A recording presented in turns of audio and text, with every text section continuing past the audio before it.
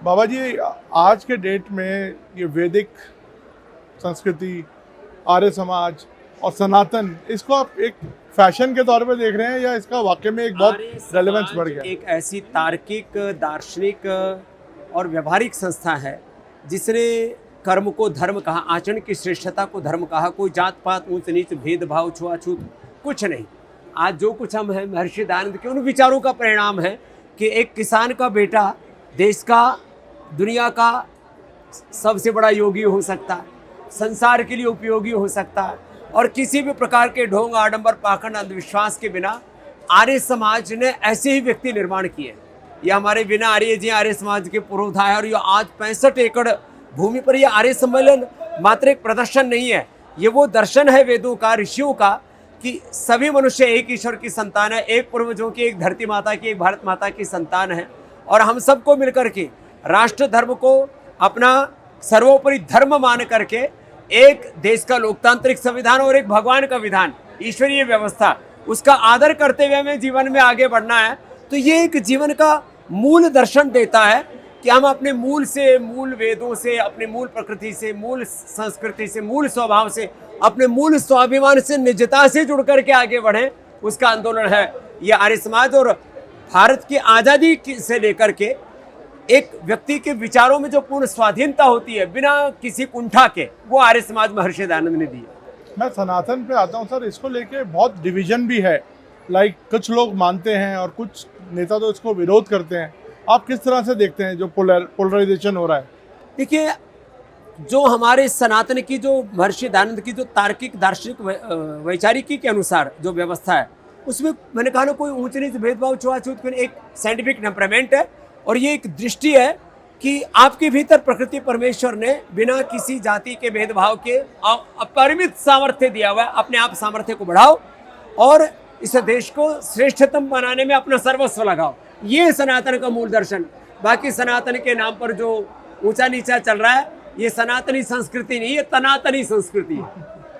तो सर, मैं आता हूँ आरएसएस पे। आरएसएस को लेके भी आजकल, कल देखा हमने, कुछ लोगों ने कहा कि इसको बैन करना चाहिए। आप आरएसएस के रोल को किस तरह से देखते हैं? देखिए, आरएसएस आर्य समाज की तरह ही एक राष्ट्रवादी संगठन है, और उसमें भी डॉक्टर हेडगेवार जी से लेकर के श्रद्धेय गुरु जी गोलवलकर जी से लेकर के कितने महापुरुषों ने तपस्या की, और इस समय भी लाखों संघ के कार्यकर्ता हैं, वो देश के लिए काम करते हैं। इसलिए जो राष्ट्र विरोधी ताकतें, सनातन विरोधी ताकतें, देश विरोधी ताकतें, वो आरएसएस का या किसी भी हिंदुत्ववादी शक्ति का विरोध करते हैं, तो उसके पीछे उनके निहित कुछ एजेंडे हैं, स्वार्थ है। नहीं, जैसे पॉलिटिकल पार्टी, जैसे कल तो खड़गे जी ने इसका नाम लिया है कि उन्होंने कहा, सरदार पटेल ने भी बैन की बात कही थी। देखो, आरएसएस कोई पॉलिटिकल पार्टी तो है नहीं।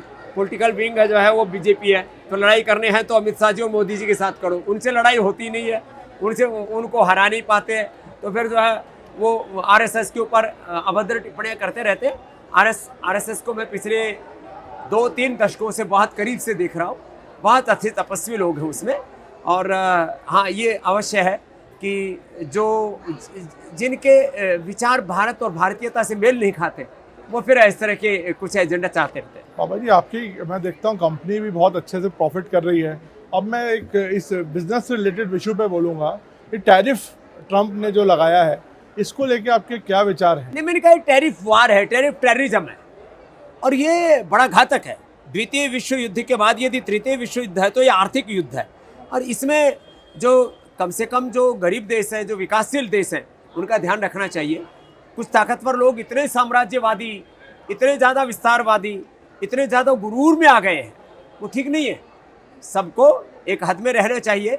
और ये जो सबको उठाने की जो हमारी संस्कृति है कि सर्वे भवन्तु सुखिनः, सब उभरे ना।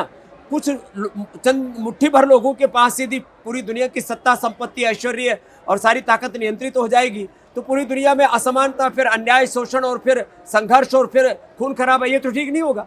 तो स्वदेशी क्या इसका आंसर है? स्वदेशी, स्वावलंबन, आत्मनिर्भरता का और अंतिम व्यक्ति के उदय का एक बहुत ही ऊंचा दर्शन है। और महर्षि दयानंद से लेकर के स्वामी विवेकानंद से लेकर के जितने भी हमारे महापुरुष हैं, उन सबने एक ही कहा, अपने स्वयं से, अपनी निजता से जुड़ो, अपने आसपास की प्रकृति, पर्यावरण से लेकर के सब लोगों को ऊपर उठाओ। यही स्वदेशी का मूल दर्शन है। मेरा आखिरी सवाल आपसे सर, आप पॉलिटिक्स पे भी जवाब देते हैं हमेशा, अभी बिहार में चुनाव हो रहे हैं, कैसे आपका आंकलन क्या है चुनावों को लेकर? बिहार में संघर्ष बड़ा ज़बरदस्त है, लेकिन मोदी जी का क्योंकि हिमालय जैसा एक व्यक्तित्व है, तो उसके बराबर कोई दूसरा चेहरा खड़ा नहीं हो पा रहा। और मोदी जी का चेहरा, मोदी का चरित्र और मोदी जी का जो योगदान है वो एक तरह से भगवान के वरदान जैसे है। तो पलड़ा तो इन्हीं का भारी अभी, लेकिन संघर्ष अच्छा है। लोकतंत्र में पक्ष और प्रतिपक्ष में जब ऐसे मुकाबला होता है, उसी में तो लोकतंत्र की खूबसूरती है।